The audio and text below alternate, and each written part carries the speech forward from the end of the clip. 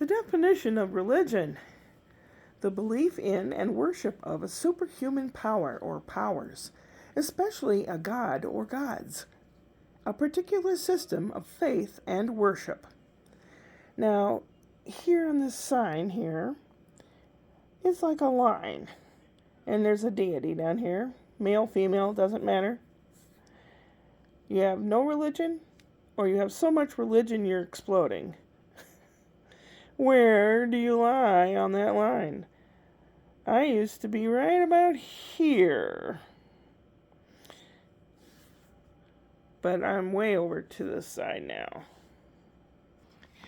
The reason I thought I'd bring this up is because Spencer's 2.5, and he's starting, and some of the kids where he goes to school are pretty religious, and he might be asking questions, because my son Brian said, we're talking about seeing if there's some kind of church that he can go to just to see what it's all about. Kind of what I did with Brian and Scott. I wanted them to know what it's all about, so that if their classmates are talking about Jonah and the whale, they don't look like what that. They'll have an idea. Now, I grew up in Sunday school every Sunday, and then I had not catechism, communion classes on Wednesday, and choir. I was in the junior choir and the senior choir.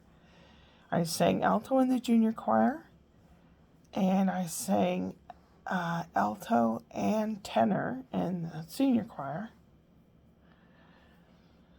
And we were at church all the time. If they had a potluck dinner, we were there. If they had anything, we were there. And I became like a Bible thumper, and I'd get really mad. If someone said, "Oh, God," I would get mad and jump down their throat for saying God and using it in a blasphemous way. And yeah, no wonder I had no friends. There are people that are like that, and they can be like that. Just don't shove it down my throat, and I won't shove down your throat my beliefs. Hopefully, most all religions preach peace and love and understanding. Hopefully. There are many religions out there. And some have many, many, many rules, and some have basic rules. The 10 Commandments are a basic set of laws to keep a society in check. Basically, that's it. When the kids were young, I thought, well, I'll take them to a Lutheran church or something. There really weren't any decent ones out by me. And so we went to a Presbyterian church so they could get an understanding what it's kind of about. Haven't talked to them as they're grown-ups now. I haven't talked to them about it or how they really feel or anything. Maybe I will. But Brian said he's been talking with Ashley since Spencer's starting to ask various questions and has kids in his class that are religious or may pray before they have their snack. He may not know what that is. So they were talking, thinking that he needs some kind of basic dipping your toe in the religion.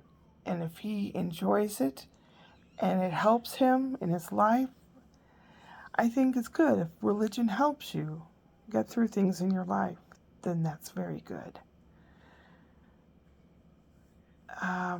If you have different opinions of things, it's okay. Everyone's okay. Just don't shove your stuff down other people's throat. That's all I ask. I'm got to the point, well, I'm not going to say I don't believe in God, per se. I believe that there's energy, higher energy force, maybe even aliens. I know that sounds weird, but that's a theory out there too. But there's an energetic life force that when someone dies, it leaves their body.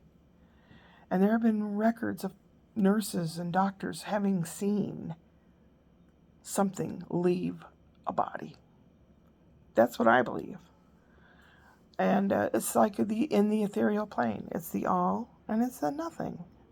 And the reason I believe that strongly and have gone away from how I used to believe stuff is because I was a very depressed kid. My mother neglected me a lot. And I tried to commit suicide a few times. And one time I was very, very close. I was on the edge. And there's no pain, no suffering, no hot, no cold. It's all and it's nothing. And it's just wonderful. And I think if you have someone in your life that's near death, whether it's through illness or whatever, know that they are going to be taken care of, whether it's by a God or this all and nothing energy. It's hard to explain sometimes. All and nothing at the same time is the only way I can describe it. So,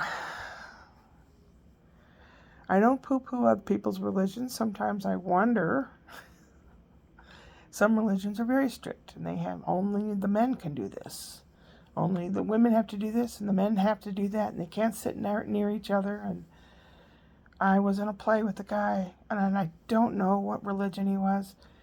They couldn't accept blood transfusions, and they wouldn't go to a doctor. He fell out of a tree when he was a kid and broke his leg.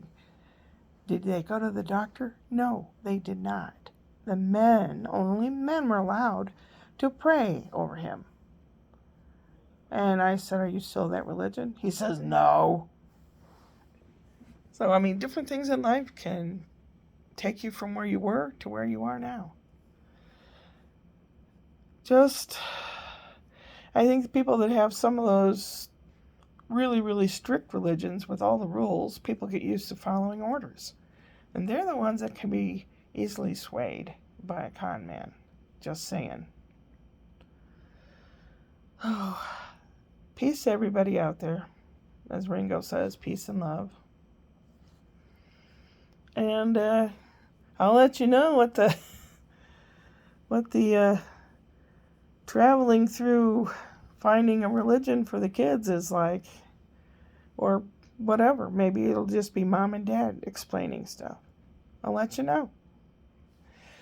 Oh my goodness, I'm so sorry. I'm sorry I take so long. Tomorrow's Whoop Whoop Wednesday, where I will have a joke for you. Take care of yourselves. I love you. Upward and onward.